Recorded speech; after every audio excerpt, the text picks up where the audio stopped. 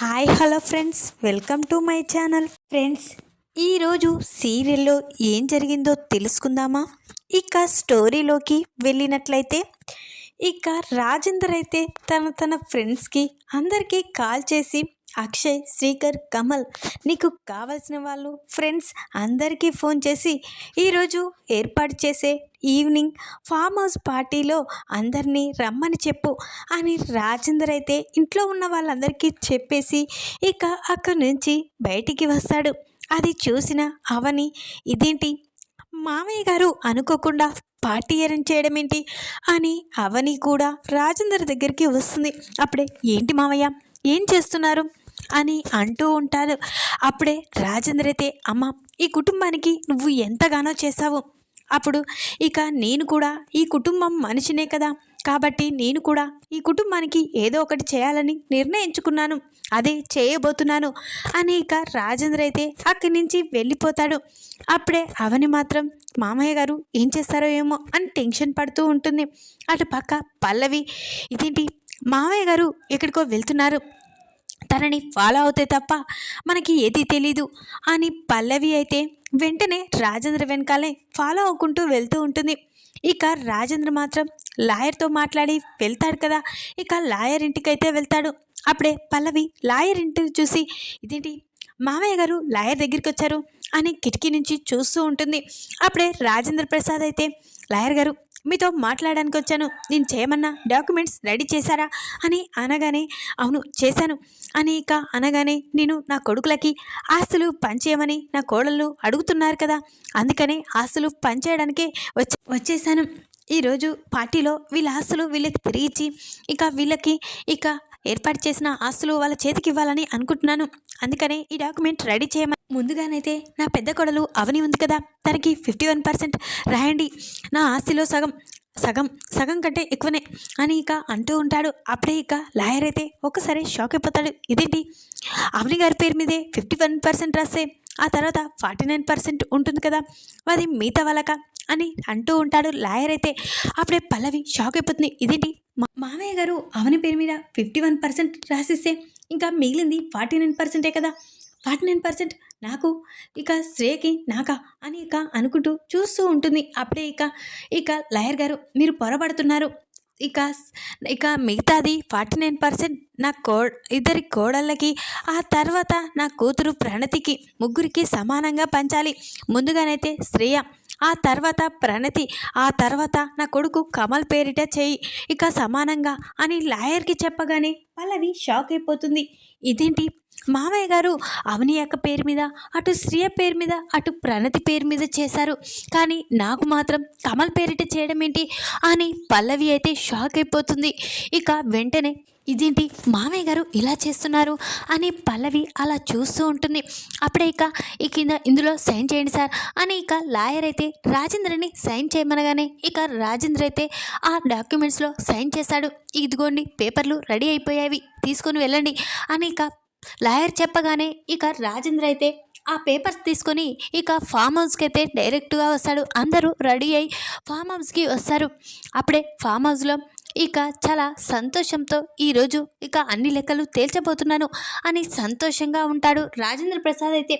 అటు పల్లవి మాత్రం ఇదేంటి మామయ్య గారు ఆస్తులు అందరికీ సమానంగా పంచుతారనుకున్నా, కానీ ఆ అవని పేరిట 51% చేసి ఆ మిగతాది మా ముగ్గురికి చేశారా, అందులోనూ కమల్ పేరిట చేశాడు, నా పేరు మీద కాకుండా.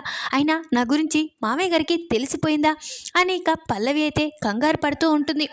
అప్పుడే ఇక అవని అయితే ఇక రాజేందర్ ఒంటరిగా ఫామ్ హౌస్లో అటు ఇటు తిరుగుతూ ఆలోచిస్తూ ఉంటాడు. అప్పుడే అవని ఇక రాజేంద్ర దగ్గరికి వెళ్తుంది.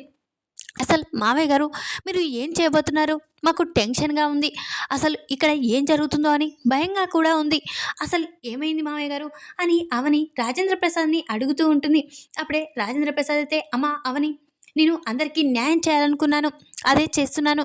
నీకు మీ అమ్మకు కూడా న్యాయం చేయాలని చూస్తున్నాను అని అనగానే అవని షాక్ అయిపోతుంది. ఏంటి మామయ్య గారు, ఏం మాట్లాడుతున్నారు మీరు అని అనగానే, అవునమ్మా, మీ అమ్మకి నీకు న్యాయం చేయాలి. ఆ చక్రధర్ నీ తండ్రిని, ఇక మీ అమ్మ భర్తని నేను అందరి ముందు తెలియజేస్తాను. అందుకే ఇదంతా ఏర్పాటు చేశాను అని అనగానే పల్లవిగా చాటుగా విని ఒక్కసారి షాక్ అయిపోతుంది. అంటే మామయ్య గారికి ఇక చక్రధర్ మా నాన్నే ఈ అవని తండ్రి అని తెలిసిపోయిందా? అందుకే మామయ్య ఈ పార్టీ అరేంజ్ చేశాడా? అందరి ముందు ఇక నా తండ్రి అవని తండ్రి ఒకడే అని చెప్పేశాడా? లేదు, అలా జరగకూడదు. లేదు, ఈ అవని నా అక్క అని తెలియకూడదు, ఎప్పటికీ తెలియకూడదు. నా కుటుంబం పరువు పోతుంది. లేదు, అలా జరగకూడదు. ఎలాగైనా మామయ్య గారు ఈ నిజాన్ని అందరి ముందు బయట పెట్టకుండా చేయాలి అని ఇక పల్లవి అయితే టెన్షన్ పడుతూ ఉంటుంది. అమ్మ అవని, నువ్వేం చెప్పినా నేను విననమ్మా. ఈరోజు ఇక మీకు న్యాయం జరగవలసిందే. మిమ్మల్ని ఎంత బాధ పెట్టాడో ఆ చక్రధర్ని, ఇక ఆ చక్రధర్ నిజస్వరూపం తెలిసేలా చేస్తాను అని రాజేంద్ర అయితే మరో మాట మాట్లాడకమ్మా అని ఇక అక్కడి నుంచి అయితే వెళ్ళిపోతాడు. అప్పుడే పల్లవి ఆ మాటలు విని, ఇదేంటి మామయ్య గారు అందరి ముందు ఇక ఆ చక్రధర్ ఇక నాకు అవనికి తండ్రి అని చెప్పబోతున్నాడా? లేదు, అలా జరగకూడదు. ఎలాగైనా మామయ్య గారిని ఆపాలి అని పల్లవి అయితే రాజేందర్ వెళ్ళే చోటుకైతే వెళ్తుంది. అప్పుడే మామయ్య గారు, నేను ఒక విషయం చెప్పాలి అని అనగానే, ఏంటప్పా నువ్వు చెప్పేది? ఏమీ చెప్పే అవసరం లేదు, ఎందుకంటే ఇక మీ ఆశలు మీకు వచ్చేస్తున్నాయి, ఇక మీకు కావాల్సింది అదే కదా అని ఇక అనగానే, లేదు మామయ్య గారు, మీకు ఒక నిజం తెలిసిందని నాకు అర్థమైపోయింది. ఆ నిజాన్ని నువ్వు బయట పెట్టకూడదు అని పల్లవి రాజేంద్రతో అంటూ ఉంటుంది. అప్పుడే రాజేంద్ర, లేదు, ఏంటమ్మా నిజమేంటి అని అనగానే, తెలుసు మామయ్య గారు, మీకు ఇక అవని తండ్రి మా నాన్నే అని నీకు తెలిసిపోయిందని తెలుసు. ఈరోజు పార్టీలో అందరి ముందు అవని నా అక్కని తెలియజేయబోతున్నారు. లేదు, అలా జరగకూడదు. అలా జరిగితే మా కుటుంబం పరువు పోతుంది అని ఇక పల్లవి అంటూ ఉంటుంది. ఏంటమ్మా, మీ కుటుంబం పరువు పోతుందా? లేదు, ఈ విషయాన్ని నేను అందరి ముందు చెప్తాను. ఆ చక్రధర్ చేసిన మోసాన్ని అందరి ముందు తెలియజేస్తాను అని ఇక ఎవరి మాట వినను అని రాజేంద్ర ప్రసాద్ అక్కడి నుంచి వెళ్ళిపోతుంటారు. అప్పుడే ఇక పల్లవి అయితే, మామయ్య గారు, ప్లీజ్ మామయ్య గారు, దయచేసి ఒక మాట వినండి అని పల్లవి అంటూ ఉంటుంది. అప్పుడే పల్లవి మాట వినకుండా అక్కడి నుంచి వెళ్ళిపోతాడు రాజేంద్ర అయితే. అప్పుడే తిరిగి మళ్ళీ పల్లవి రాజేంద్ర దగ్గరికి వస్తుంది. ఇక అది పక్కకు పెట్టండి అని అనుకుంటూ రాజేంద్ర ప్రసాద్ అయితే పల్లవి చెప్పే మాటను వినకుండా దాటేసి అక్కడి నుంచి వెళ్ళిపోతాడు. అప్పుడే ఇక పల్లవి అయితే అటు ఇటు తిరుగుతూ ఆలోచిస్తూ ఉంటుంది. ఇదేంటి, ఈ మామయ్య గారు ఖచ్చితంగా అందరి ముందు ఈ పార్టీలో ఇక అవని నా అక్క అని, చక్రధరే అవని తండ్రి అని నిజాన్ని చెప్తాడు. లేదు, అలా జరగకూడదు. ఇప్పుడు నేనేం చేయాలి? ఇది ఆపేయాలంటే ఏం చేయాలి? అసలు నాకేమీ తోయడం లేదు. నాన్నేమో జైల్లో ఉన్నాడు. అవును, నాన్నకి ఒకసారి ఫోన్ చేస్తే అయిపోతుంది కదా అని పల్లవి అయితే అనుకుంటూ ఉంటుంది. వెంటనే పల్లవి అయితే చక్రధర్కి ఫోన్ చేస్తుంది. అప్పుడే చక్రధర్కి, ఒకసారి మా నాన్నకి ఫోన్ ఇవ్వండి అని పోలీస్ వాళ్ళకి చెప్పగానే వెంటనే చక్రధర్కి ఫోన్ ఇస్తారు. చెప్పమ్మా, ఏం జరుగుతుంది అక్కడ అని అనగానే, నాన్న కొంపలు మునిగిపోతున్నాయి, ఇక్కడ మనం ఏమైతే జరగకూడదనుకుంటున్నామో అదే జరిగిపోతుంది అని చెప్పగానే ఇక చక్రధర్ ఒక్కసారి షాక్ అయిపోతాడు. ఏంటమ్మా, ఏం మాట్లాడుతున్నాను అసలు అని అనగానే, అవును డాడ్, ఇక్కడ జరిగిపోతుంది. ఇక అవని నా అక్కని, ఇక నీ కూతురని, మీనాక్షి నీ భార్య అని తెలియజేయబోతున్నాడు మా మామయ్య గారు అని చెప్పగానే చక్రధర్ ఒక్కసారి షాక్ అయిపోతాడు. ఏంటమ్మా, మీ మామయ్య గారు ఇక మీనాక్షి నా భార్య అని ఎలా చెప్పబోతున్నాడు? అయినా ఇక మీ మామయ్య గారికి మీనాక్షి నా భార్య అని ఎలా తెలుసు అని ఇక అంటూ ఉంటాడు. అప్పుడే ఇక పల్లవి అయితే, అదే నాకు కూడా తెలియడం లేదు డాడ్, కానీ ఈరోజు మామయ్య ఇంకా మా ఫామ్ హౌస్లో పార్టీ అరేంజ్ చేశాడు. ఆ పార్టీలో అందరి ముందు ఇక మీనాక్షి నీ భార్య అని, అవని నీ కూతురని నిజాన్ని అందరి ముందు తెలియజేయాలని చూస్తున్నాడు.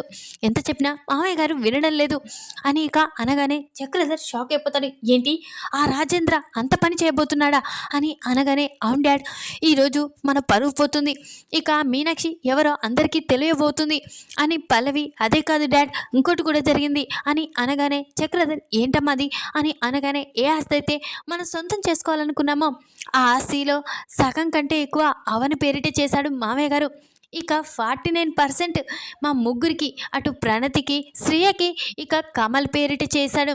ఇక 49%లో మా ముగ్గురికి చేసి సగభాగం ఆ అవనికే పంపించేశాడు అని చెప్పగానే చక్రధర్ ఒక్కసారి షాక్ అయిపోతాడు. ఏంటమ్మా, ఏం మాట్లాడుతున్నావు నువ్వు అని అనగానే, అవును డాడీ, ఈరోజు లాయర్తో ఈ అగ్రిమెంట్ డాక్యుమెంట్స్ తయారు చేశాడు, అందులో సైన్ కూడా అయిపోయింది అని చెప్పగానే చక్రధర్ షాక్ అయిపోతాడు. ఏంటమ్మా, మీ మామయ్య ట్విస్టుల మీద ట్విస్టులు ఇస్తున్నాడు అని అనగానే అవును డాడ్, ఈ విషయం నాకు ఇప్పుడే తెలిసింది. ఎలాగైనా ఇక ఈ మామయ్య గారు అందరి ముందు ఈ మీనాక్షి నీ భార్య అని, అవని నీ కూతురని తెలియకూడదు డాడ్, లేకపోతే నా పరువు పోతుంది అని పల్లవి అనగానే ఇంకా ఆ విషయం తెలియకూడదమ్మా, తెలిస్తే నిజంగానే మీ అమ్మ నన్ను దూరం పెడుతుంది, మీ అమ్మ నన్ను ఇక మళ్ళీ దూరం పెడుతుంది, లేదు అలా జరగకూడదమ్మా అని చక్రధర్ అంటూ ఉంటాడు.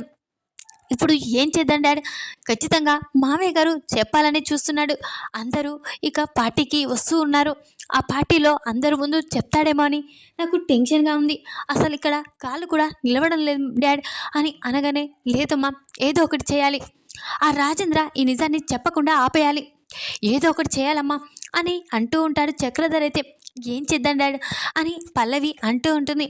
అప్పుడే ఇక అమ్మ ఆ రాజేంద్రకి చెప్పేదంతా చెప్పు, చెప్తే వినకపోతే తనని చంపేయడానికైనా వెనకాడకు, ఎందుకంటే మన కుటుంబం పరువు పోతుంది, అటు మీ అమ్మ నేను విడిపోయే పరిస్థితి వస్తుంది, లేదు అవని నా కూతురని తెలియకూడదు, ఆ మీనాక్షి నా భార్య అని తెలియకూడదు అని ఇక అంటూ ఉంటాడు చక్రధర్. అయితే అప్పుడే పల్లవి సరేనా నేను ఏదో ఒకటి చేస్తాను, సరే ఉండు, ఈ పార్టీ ఇక మళ్ళీ మొదలు కాబోతుంది, ఎలాగైనా మామయ్య గారు ఈ విషయాన్ని చెప్పకుండా చేయాలి అని పల్లవి ఇక ఫోన్ కట్ చేసింది. అప్పుడే ఇక చక్రధర్ అయితే స్టేషన్లో ఈ రాజేంద్ర ఈ విధంగా చేయబోతున్నాడా, అయినా ఈ రాజేంద్రకి ఎవరు చెప్పారు ఈ మీనాక్షి నా భార్యని, అవని నా కూతురని, లేదు ఈ రాజేంద్రని ఎలాగైనా చెప్పకుండా చేయాలి అని ఇక చక్రధర్ అయితే అనుకుంటూ ఉంటాడు. అటు పల్లవి మాత్రం ఇప్పుడు నేనేం చేయాలి, ఇక మామయ్య గారు చెప్పకుండా చేయాలి, ఎలాగైనా మామయ్య గారిని ఇక బతిమలాడాలి అని ఇక అనుకుంటూ ఉంటుంది పల్లవి. అయితే వెంటనే పల్లవి అయితే రాజేంద్ర ప్రసాద్ దగ్గరికి వెళ్ళి మామయ్య గారు ప్లీజ్ మామయ్య గారు నేను చెప్పింది వినండి, ప్లీజ్ మామయ్య గారు మీరు ఇక అవని నా అక్కని ఇక మీనాక్షి మా నాన్న భార్య అని చెప్పకూడదు, మా పరువు పోగొట్టకూడదు, ఇక మా అమ్మ మా నాన్న విడిపోయే పరిస్థితి వస్తుంది, లేదు అలా జరగకూడదు, ప్లీజ్ మామయ్య గారు మీరు ఈ విషయం చెప్పకూడదు, ఎవరికి చెప్పకూడదు అని ఇక పల్లవి బ్రతిమలాడుతూ ఉంటుంది. ఇక రాజేంద్ర ప్రసాద్ అయితే ఏంటమ్మా ఎందుకు ఇలా బ్రతిమలాడుతున్నావు, చాలు నీ వేషాలు చాలు, నీ నిజస్వరూపం అంతా తెలుసుకున్నాను, నువ్వు నా ఇంట్లో అడుగు పెట్టిందే నా కుటుంబ నాశనం కోసమని మీ నాన్నతో చేతులు కలిపి నా కుటుంబాన్ని నాశనం చేయాలని చూస్తున్నావు, కమల్ని అడ్డు పెట్టుకొని నా కుటుంబాన్ని నాశనం చేయాలని వచ్చావని నాకంతా తెలుసమ్మా, నిన్న మీ నాన్నతో నువ్వు రోడ్డు పక్కన ఫోన్ మాట్లాడడం అంతా విన్నాను, నీ నిజస్వరూపం అంతా తెలుసుకున్నాను, ఆ తర్వాతే ఈ నిర్ణయానికి వచ్చాను, ఇక నీలాంటి వాళ్ళు నా కోడలని చెప్పుకోవడానికే సిగ్గుగా ఉంది, అందుకనే తొందరలోనే నిన్ను బయటికి పంపించాలని ఇక ఈ ఆస్తులు పంపకాలు కూడా చేస్తున్నాను, ఇందులోనే ఈ ట్విస్ట్ కూడా, ఎందుకంటే అవని తన తండ్రి చాలా బాధపడుతున్నారు, ఇక అవని తల్లిని చాలామంది నిందించారు అది చూశాను, కానీ తన భర్త ఇక చక్రధరాన్ని తన నోటితోని చెప్పలేని పరిస్థితి, కాబట్టి ఈరోజు అందరి ముందు అందరి నోళ్ళకి కట్టేస్తాను, ఇక తనని అవమానించే వాళ్ళందరికీ నిజాన్ని తెలియజేస్తాను అని ఇక రాజేంద్ర ప్రసాద్ అంటూ ఉంటాడు. అప్పుడే పల్లవి మావయ్య గారు ప్లీజ్ మావయ్య గారు అని ఇక అంటూ ఉంటుంది. లేదమ్మా నువ్వు ఎంత చెప్పినా ఈరోజు ఈ విషయాన్ని చెప్పవలసిందే, ఇక ఎవరిని వదిలిపెట్టాను అని ఇక అంటూ రాజేంద్ర ప్రసాద్ వెళ్తూ ఉంటాడు. అప్పుడే ఇక పల్లవి అయితే పక్కనే ఉన్న ఒక కట్టె తీసుకొని ఇక ఒక రాడ్తో ఇక రాజేంద్ర ప్రసాద్ తలపై కొడుతుంది. అప్పుడే రాజేంద్ర ప్రసాద్ కుప్పగూలి పడిపోతాడు. ఏంటమ్మా ఇంత అగత్యాన్ని కూడా తోడ్పడతావా, ఈరోజు నన్ను చంపాలని చూస్తావా, నిజాన్ని ఎలాగో తెలియకుండా చేద్దామని చూస్తున్నావా అని కుప్పగూలి పడిపోతాడు. అప్పుడే ఇక పల్లవి అయితే టెన్షన్ పడుతూ పార్టీ లోపలికి వస్తుంది. అప్పుడే అందరూ ఇక రాజేంద్ర ప్రసాద్ కోసం ఇక వెతుకుతూ ఉంటారు. శ్రీకర్, కమల్, అక్షయ్ ఇదేంటి డాడ్ ఈ పార్టీ ఏర్పాటు చేశారు కానీ తనే కనిపించడం లేదేంటి అని అటు ఇటు వెతుకుతూ ఉంటారు.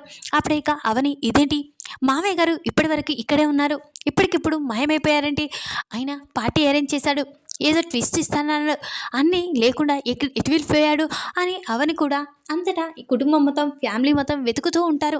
ఎక్కడ కనిపించకపోవడంతో ఇదేంటి మామయ్య గారు ఎక్కడా లేరేంటి అని అంతటా వెతుకుతూ ఉండగా ఇక అక్కడే ఇక రాజేంద్ర ప్రసాద్ అయితే పడుంటాడు, తలకి గాయం ఉంటుంది. వెంటనే అవని రాజేంద్ర ప్రసాద్ చూసి షాక్ అయిపోతుంది. ఇక అత్తయ్య గారు అని గట్టిగా అరుస్తూ ఉంటుంది అవని అయితే. అప్పుడే ఇక అందరూ అక్కడికి వస్తారు. శ్రీకర్, కమల్, అక్షయ్, ఇక శ్రేయ, పల్లవి, ఇక పార్వతి అందరూ అక్కడికి వస్తారు. ఇక పల్లవి మాత్రం టెన్షన్ పడుతూ ఉంటుంది.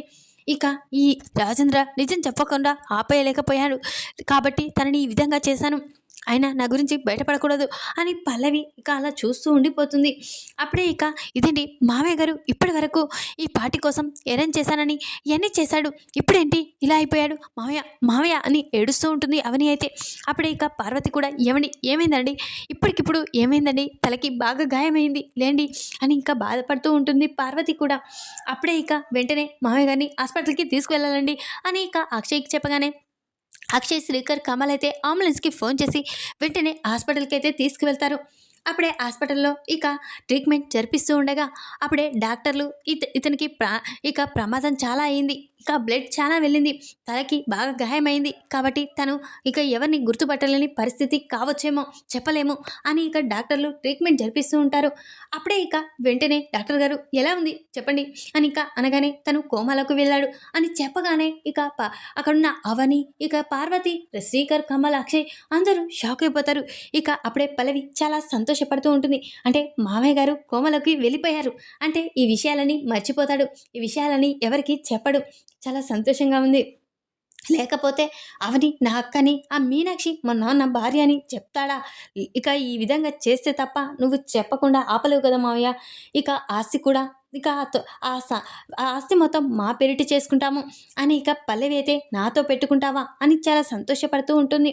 అప్పుడే అవని మాత్రం మావయ్య గారు ఏమైంది మావయ్య గారు, ఇక మా మావయ్య గారు ఎలాగైనా కోమల నుంచి బయటికి రావాలి, డాక్టర్ గారు ఎంత డబ్బైనా ఇస్తాము అని అవని అంటూ ఉంటుంది. లేదమ్మా మేము చేతులారా చేసాం, ఎంత చేసినా ఇక ప్రయోగం లేదు, తను వచ్చే రోజే వస్తాడు, ఇంకా తన కదలికలు ఎప్పుడు వస్తాయో తెలీదు, ఇక కొన్ని రోజులు కొన్ని సంవత్సరాలే పట్టొచ్చు అని డాక్టర్ చెప్పగానే అవని, పార్వతి షాక్ అయిపోతారు.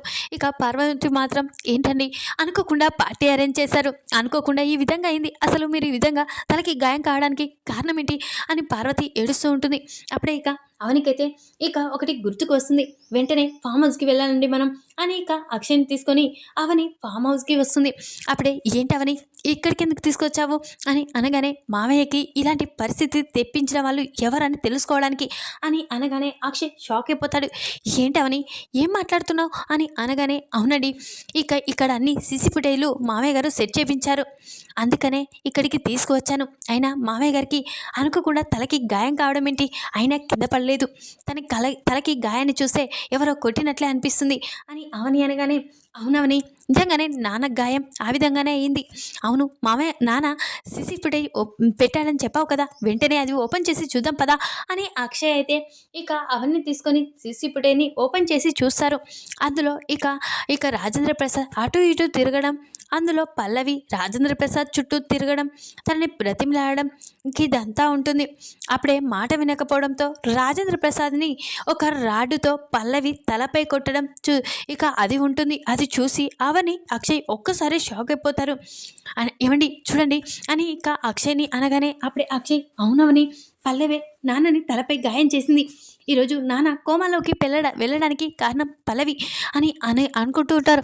అప్పుడే ఇదేంటండి అసలు పల్లవి కొట్టడం ఏంటి అని అవని అనగానే అవును నాకు కూడా ఏమీ తెలియడం లేదు, నాన్నని పల్లవింటి చంపేయాలని చూస్తుంది, లేదు ఈ పల్లవికి బుద్ధి చెప్పాలి, అందరి ముందు ఈ పల్లవి నిజ స్వరూపం బయట పెట్టాలి అని ఇక అనుకుంటూ ఇక అక్షయ్ అవని అయితే హాస్పిటల్కి వస్తారు.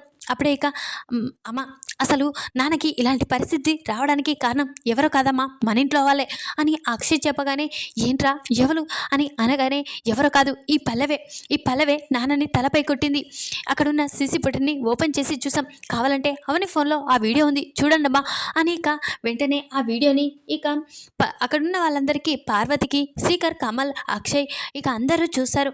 అప్పుడే ఇక కమల్ అయితే ఒక్కసారి షాక్ అయిపోతాడు. అంటే పల్లవే తలపై కొట్టిందా, అంటే పల్లవే ఈరోజు నాన్న కోమలోకి పోవడానికి కారణమైందా, ఇలాంటిది నా భార్యగా ఉండడం ఏంటి, అయినా మా నాన్నని ఎందుకు చంపాలని చూసావు అని ఇక కమల్ అయితే పల్లవి దగ్గరికి వస్తాడు. అప్పుడే పల్లవి ఇంకా వణుకుతూ ఉంటుంది. అంటే అక్కడ సీసీ ఫుటేజ్ ఉందా నేను చూసుకోలేనే అని పల్లవి టెన్షన్ పడుతూ ఉంటుంది.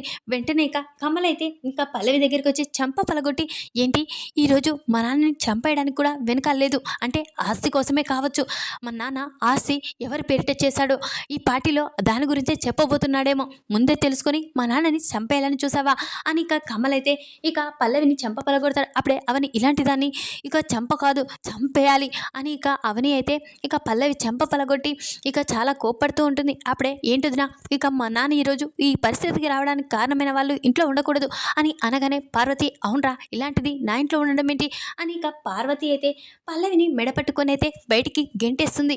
ఈ విధంగానైతే ఇక పల్లవి రాజేంద్ర ప్రసాద్ అందరి ముందు నిజం చెప్పకూడదని రాజేంద్ర ప్రసాద్ని కోమాలోకి వెళ్ళేటట్టు కొట్టి ఇక తన నిజ స్వరూపాన్ని అందరి ముందు బయట పెట్టుకోబోతుంది. ఇక సీసీ ఫుటేజ్ ద్వారా ఇక అవని అయితే ఈ వీడియో కనుక మీకు నచ్చినట్లయితే లైక్ చేయండి. మరిన్ని వీడియోల కోసం ఛానల్ని సబ్స్క్రైబ్ చేసుకోండి ఫ్రెండ్స్. Thanks for watching.